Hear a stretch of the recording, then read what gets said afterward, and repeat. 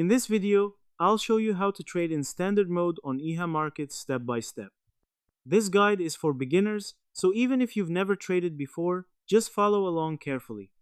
First, open the Ehamarkets app or go to the official Ehamarkets website using your mobile browser. Log in with your registered account details. After logging in, you'll arrive at your trading dashboard. On the dashboard, look for the trading section. You may see different trading options or modes. Select Standard Mode. This is usually the basic trading interface designed for regular users, not advanced or pro traders. Once Standard Mode opens, you'll see the trading screen. This screen normally has a price chart in the center, asset options at the top, and buy/sell controls at the bottom. The first step is to choose an asset. Tap on the asset name at the top. You might see options like crypto pairs, forex pairs, or other market instruments. Select the one you want to trade, for example BTC, USDT, or another pair available. Next, look at the price chart. This chart shows how the price has moved over time. In standard mode, the chart is usually simple, showing trend direction. If the chart is moving upward, the price is rising. If it's moving downward, the price is falling.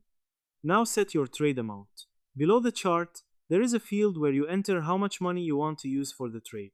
Make sure you only trade with an amount you are comfortable risking. After that, choose the trade direction. You will typically see two buttons: buy or up. You choose this if you think the price will go up. Sell or down. You choose this if you think the price will go down. Some standard mode platforms also require you to select a trade time or duration, such as 30 seconds, 1 minute, or longer. Pick the time period you want your trade to run.